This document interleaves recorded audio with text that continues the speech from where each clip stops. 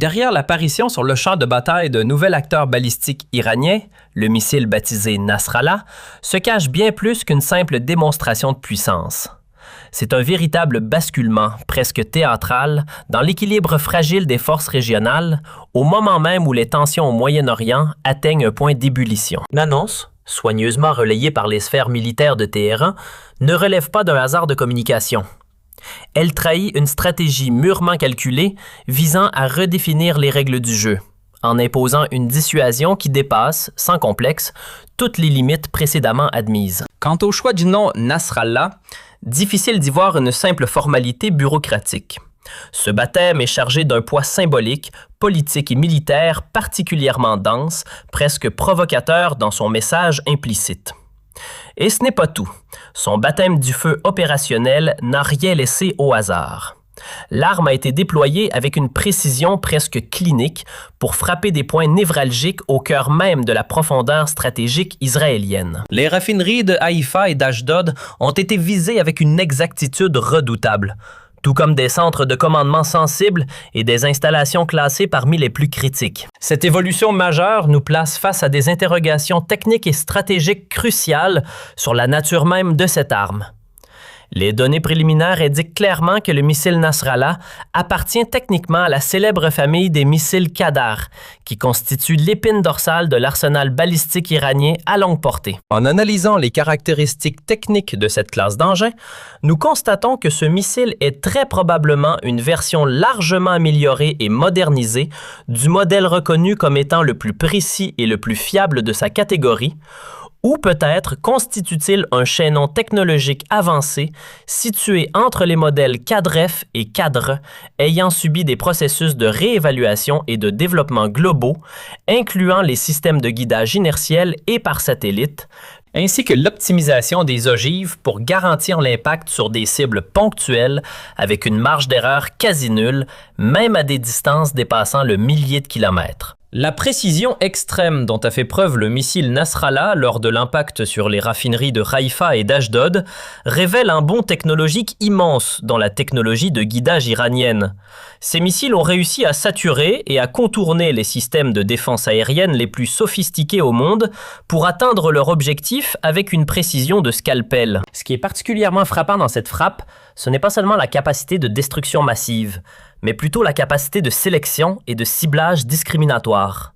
Les unités opérationnelles ont délibérément visé des segments critiques dont la destruction entraîne un arrêt total et immédiat du complexe pétrolier ciblé, sans pour autant provoquer une catastrophe environnementale irréversible ou des fuites massives de gaz toxiques qui auraient pu entraîner des pertes civiles colossales. Derrière cette frappe, que certains qualifieraient presque de chirurgicale, se cache en réalité une logique bien plus redoutable qu'elle n'en a l'air. Sous une apparence techniquement maîtrisée, presque propre, l'impact stratégique, lui, est tout simplement dévastateur. On découvre ici une doctrine iranienne parfaitement assumée. Neutraliser les capacités énergétiques de l'adversaire jusqu'à provoquer un effondrement total de son système pétrolier. L'intention est limpide. Asphyxier la machine militaire israélienne ainsi que les dispositifs de soutien américains en coupant l'accès aux ressources vitales, notamment celles indispensables aux opérations aériennes et aux escadrons de chasseurs de 5e génération tels que les F-35 et F-15. Mais ce qui rend cette approche encore plus troublante, c'est le niveau de sophistication de l'arme utilisée. Il ne s'agit pas simplement de frapper une cible. Le missile ajuste sa trajectoire, choisit son angle d'entrée et contrôle avec précision le point exact de détonation. Une mécanique d'une précision presque calculée au millimètre, pensée pour atteindre des objectifs politiques et militaires précis, tout en évitant soigneusement les débordements juridiques ou les catastrophes environnementales que Téhéran semble vouloir esquiver à ce stade du conflit. L'apparition opérationnelle du missile Nasrallah a également pour effet de remettre en pleine lumière la famille Qadar, déjà connue comme une évolution significative des anciens systèmes Shahab. Toutefois, cette nouvelle génération ne se contente pas d'une simple amélioration. Elle intègre des transformations profondes, notamment au niveau de la structure du fuselage et de la combinaison ingénieuse de carburants liquides et solides à différentes phases du vol. Résultat, une vitesse finale accrue et, surtout, une réduction drastique du temps de détection par les radars d'alerte avancés. Mais le véritable mystère, celui qui intrigue le plus, se trouve ailleurs, dans la tête chercheuse et l'ogive. Doté de systèmes de codage spécifiques et capable d'effectuer des manœuvres d'évitement dans les dernières secondes du vol atmosphérique, ces composantes rendent le missile quasiment insaisissable pour les systèmes d'interception actuels. En observant la cartographie des cibles touchées, un constat s'impose. Les frappes ont été dirigées contre des infrastructures critiques, des installations radars et des zones hautement sécurisées.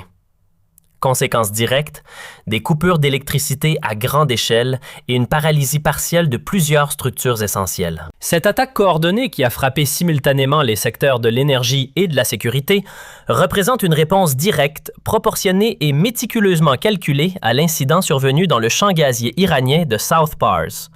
L'Iran cherche ainsi à consolider l'équation pétrole contre pétrole et infrastructure contre infrastructure. Le message de Téhéran ici est principalement adressé à Washington et à Tel Aviv. Toute atteinte aux installations civiles ou économiques iraniennes sera accueillie par une réaction dont la précision des résultats et la rigueur de l'impact dépasseront toutes les prévisions, plaçant ainsi l'autre partie devant un dilemme existentiel sur la manière de riposter sans être entraînée dans une guerre d'usure énergétique dont elle ne peut absolument pas assumer les coûts exorbitants. Les estimations actuelles des dommages causés par le missile Nasrallah dans les raffineries de Haïfa et d'Ashdod font état de dégâts structurels majeurs qui pourraient nécessiter plusieurs années de travaux de réhabilitation et des milliards de dollars d'investissement.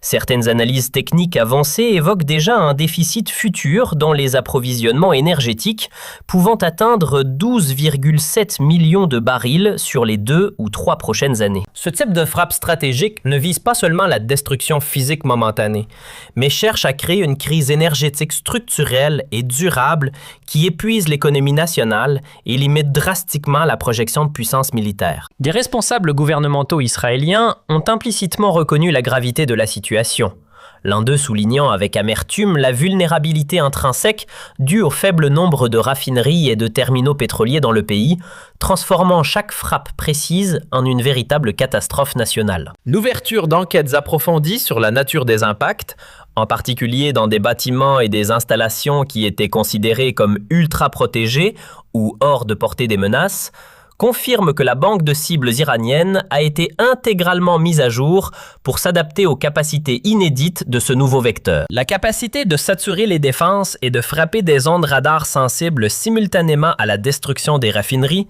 révèle un niveau de coordination opérationnelle exceptionnel et une maîtrise du renseignement sur les failles de la couverture aérienne adverse. Dans le contexte de l'équilibre de la terreur et du feu, nous constatons que le conflit s'est désormais déplacé vers le nerf de la vie, à savoir le pétrole et l'énergie. Le monde entier, qui observe ces développements avec une inquiétude croissante, comprend que ce qui s'est passé cette nuit-là constitue l'attaque ciblée la plus massive depuis le début des hostilités. L'Iran a réussi à prouver qu'il dispose d'un arsenal de missiles encore jamais utilisé et qu'il possède la capacité de sortir des armes qualitatives de ses silos au moment le plus opportun et le plus critique. Le missile Nasrallah n'est pas qu'un simple outil de destruction cinétique, mais un message politique puissant enveloppé de fer et de feu, affirmant que le franchissement des lignes rouges iraniennes entraînera nécessairement des répercussions directes et douloureuses sur les infrastructures de l'adversaire. L'essentiel, dans cette nouvelle équation, est de savoir qui détient la capacité réelle de faire taire les feux de l'autre. Il semble que l'introduction de ce nouveau missile a totalement bouleversé les calculs américains et israéliens qui pensaient pouvoir contenir les frappes balistiques conventionnelles. La précision et le guidage terminal sont devenus les éléments centraux de la nouvelle stratégie iranienne, comme en témoigne l'évitement délibéré de fluides chimiques dangereuses, tout en garantissant la mise hors service totale des raffineries, ce qui reflète un haut niveau de professionnalisme militaire et une responsabilité stratégique dans la gestion d'un conflit mené sur le fil du rasoir. En conclusion, la mutation de la famille issue de la génération cadre vers le modèle Nasrallah représente un saut technologique qualitatif qui transforme les missiles balistiques iraniens en armes décisives capables de trancher le sort des batailles sans nécessiter un engagement direct de grande envergure. Le parallélisme des lignes de confrontation, aujourd'hui, entre les puissances mondiales et régionales, se concentre sur celui qui contrôle les flux d'énergie et celui qui peut protéger efficacement les infrastructures vitales de son pays. Dans cette arène, la dernière frappe a prouvé que la protection absolue n'existe plus face à une arme caractérisée par une vitesse hypersonique en phase finale et une précision millimétrée. Nous sommes devant une nouvelle réalité géopolitique où le missile impose ses conditions sur le terrain, faisant de toute future aventure militaire contre l'Iran une entreprise aux conséquences imprévisibles et potentiellement suicidaires. D'autant plus que de nombreux indices suggèrent l'existence d'autres types de missiles encore plus sophistiqués n'ayant pas encore été dévoilés, signifiant que la banque de surprises de Téhéran recèle encore bien des secrets susceptibles de modifier radicalement et définitivement le visage du conflit dans cette région du monde.